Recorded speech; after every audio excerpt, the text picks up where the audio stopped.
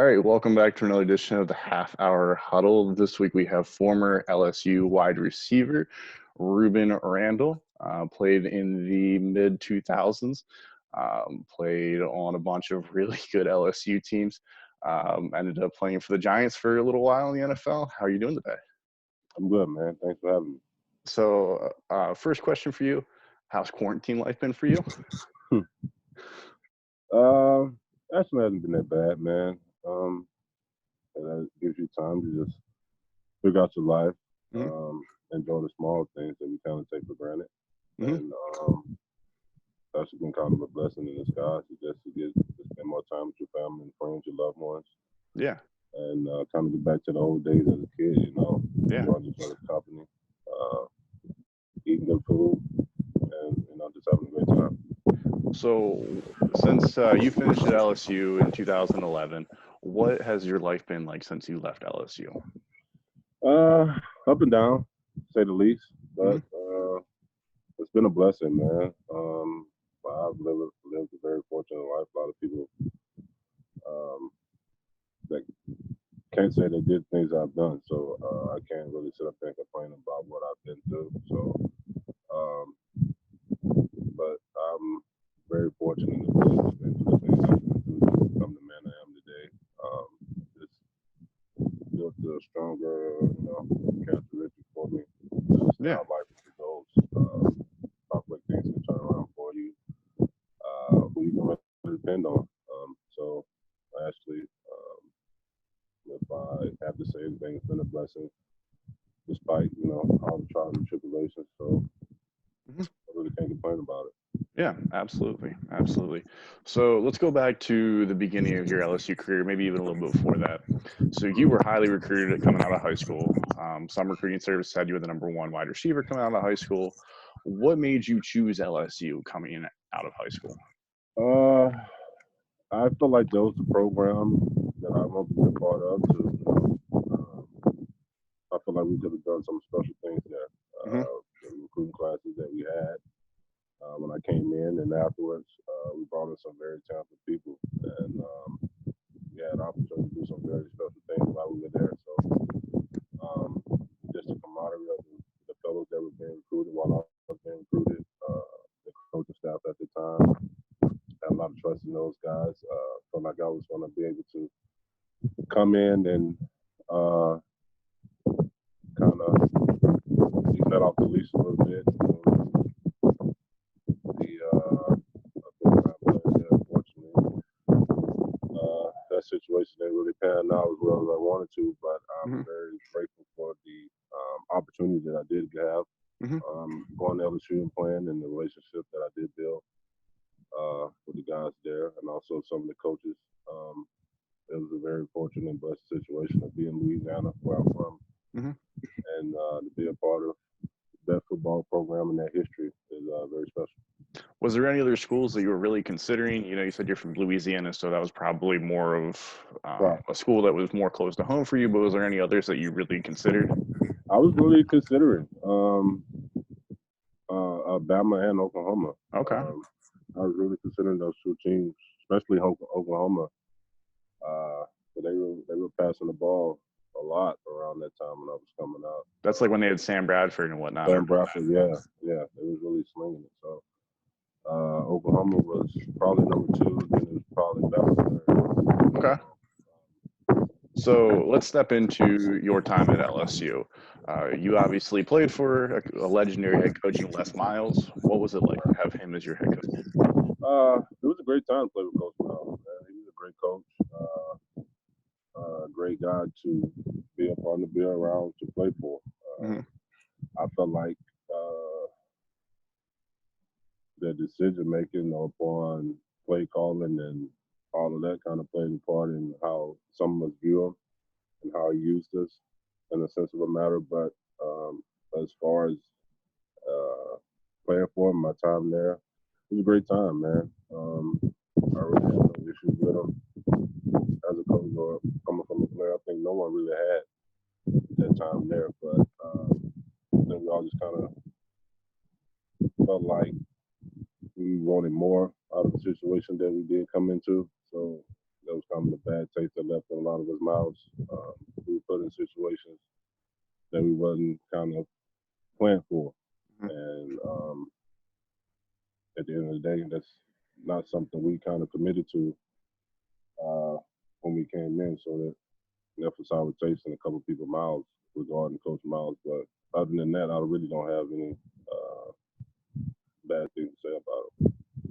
So your junior year, you had a really solid season. You had over 900 yards.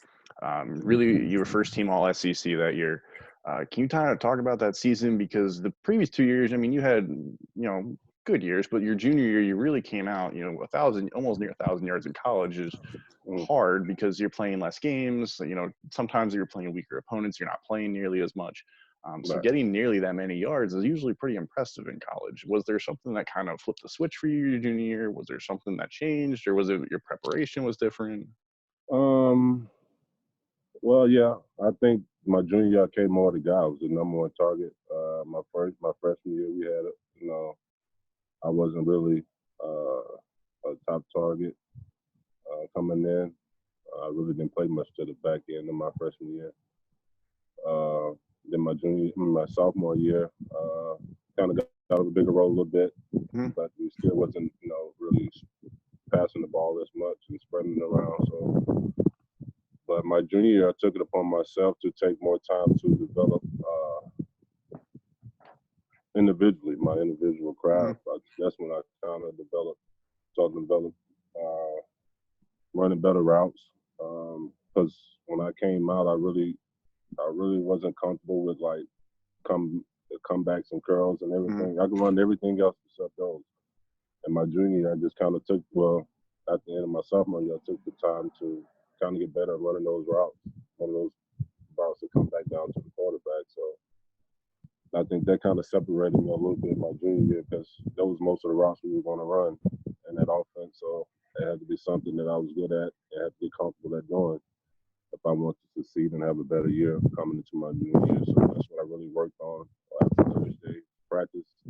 I stay a little extra, and do a little things like that to work on my individual craft.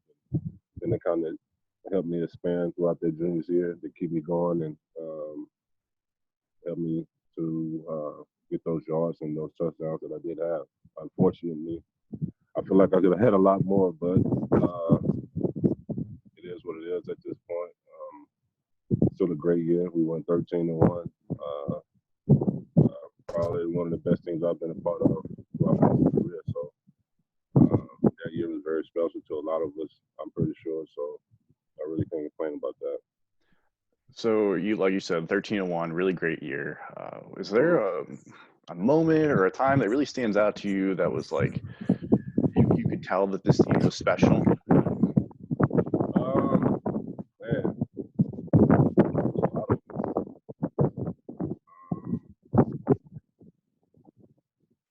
Let's go back to what game was that? I think after the Kentucky game we had. Okay. I think because we kind of struggled a little bit, came out and struggled, and I think we even got booed that game a little bit too. I think that kind of woke us up to like, all right, man, we gotta kind of stick in this thing together. It's really all about us and what we do on this football field is want to take us to where we want to go. So I think after that game, we just kind of came into the locker room like, man, we all won.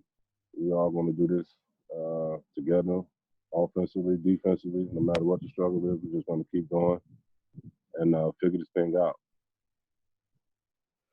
Yeah, because you guys obviously, like you said, you end up having a really solid season. You end up winning the SEC championship. You can't diminish that whatsoever. Winning the SEC is one of, it's the premier conference. Winning that is incredibly tough.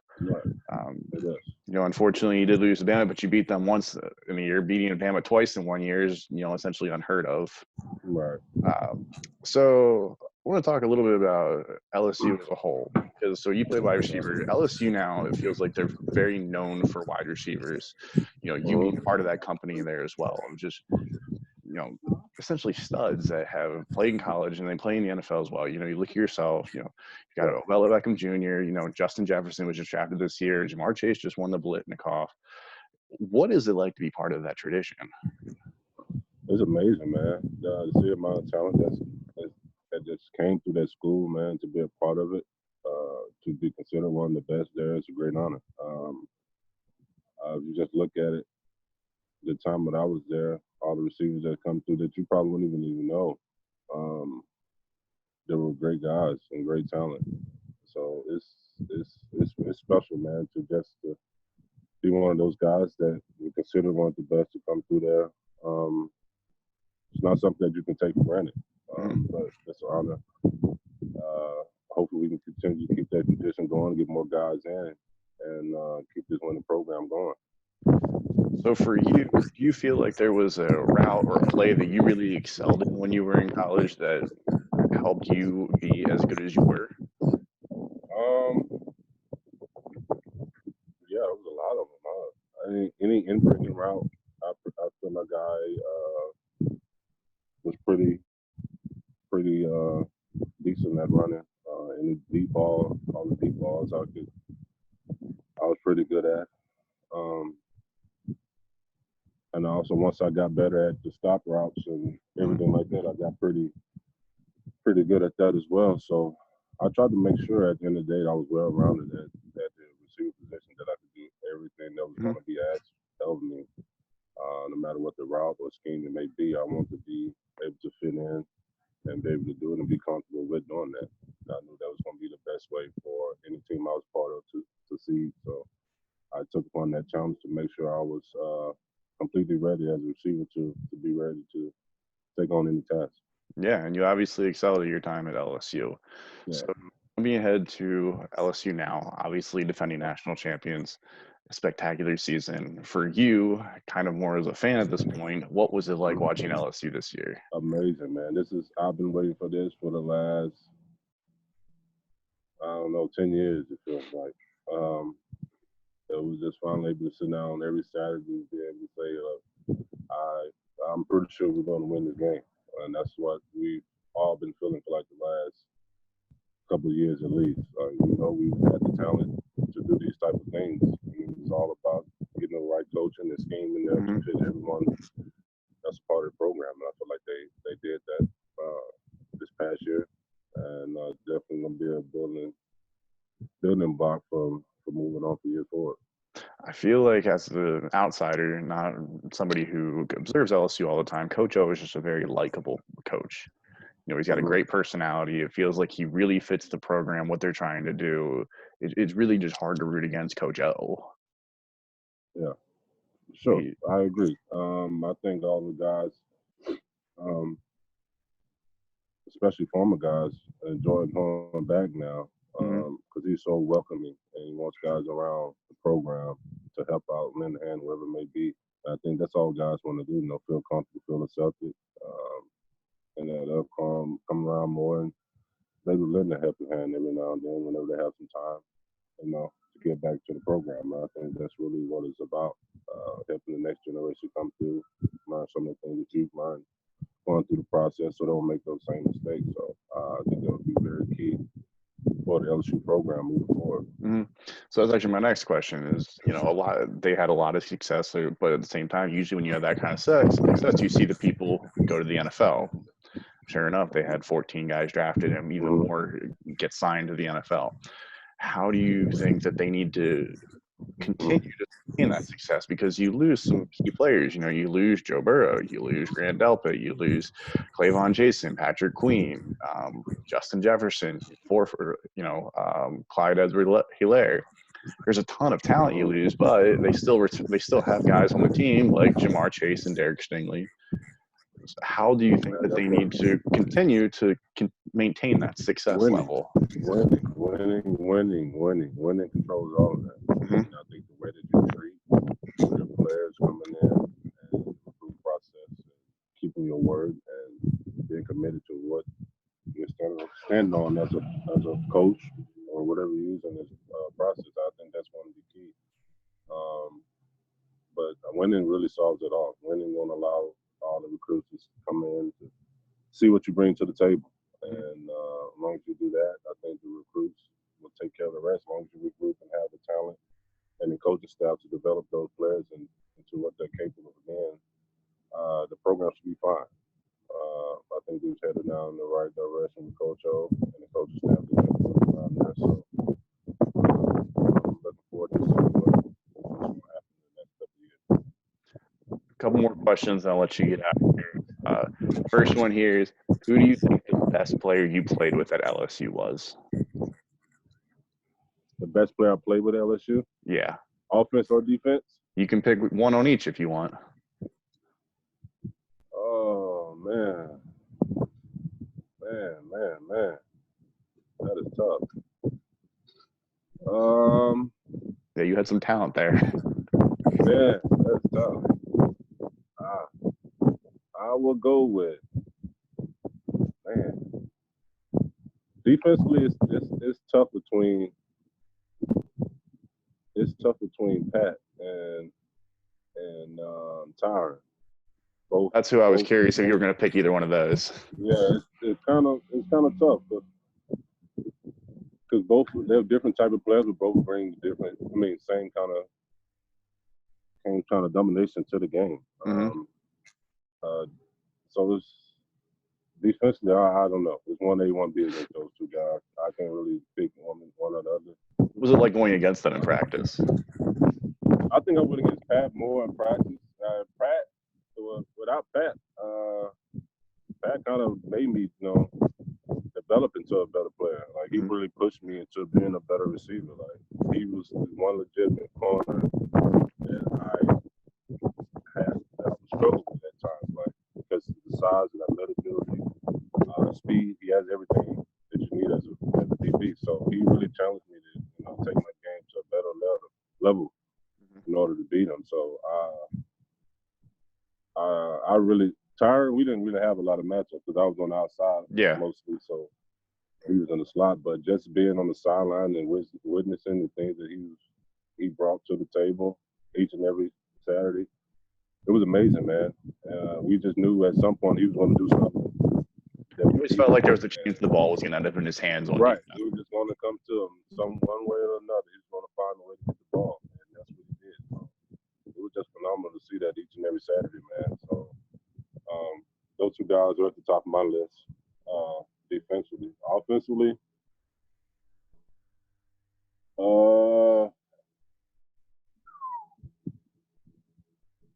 don't know.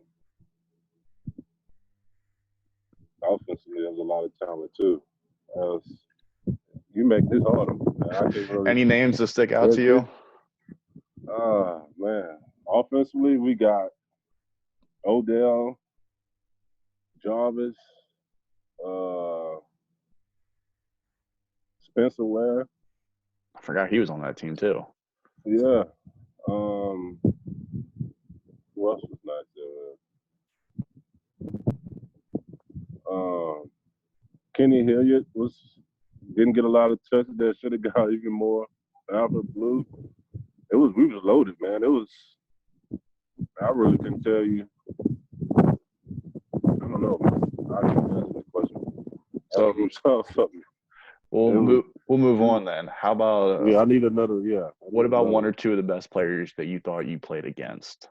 It doesn't have to be somebody you lined up against. Maybe even if they were on offense on another team. Man, in college. Yeah. 2010. Watching Cam and Auburn. Okay. That was kind of a all moment for us all, man, just to see what he was capable of doing. Did you realize how good he was going to be at that point, or did you? Yeah, I did. That was like my first time seeing him up close and personal. Like, I've been seeing him, leading up to that moment, but that weekend, that Saturday, seeing his size and his ability to just make plays in the pocket, it was phenomenal, man. He's definitely one of the top ones I've sat back and watched.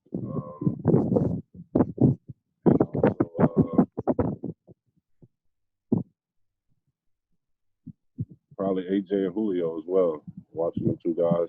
Fair. Yeah, I was going to watch those two guys on Saturday too. So I like those two games as well. So those would be my three that I'll go with. All phenomenal talents. Last question, and then let you get out of here. We kind of touched on this a little bit already. If you weren't going to go to LSU, where do you think you would have actually ended up at? If I didn't go to LSU,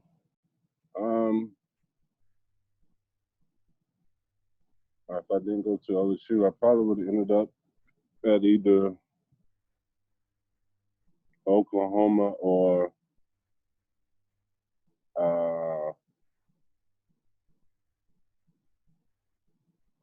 USC maybe. Okay. I think one of those two. It would probably be one of those two if I didn't do that. Do LSU. Completely understandable. But yeah, I probably did one of those two.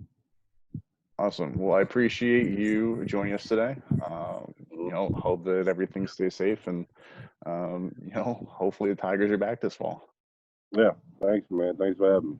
All right. Thanks, Rueben. I appreciate it.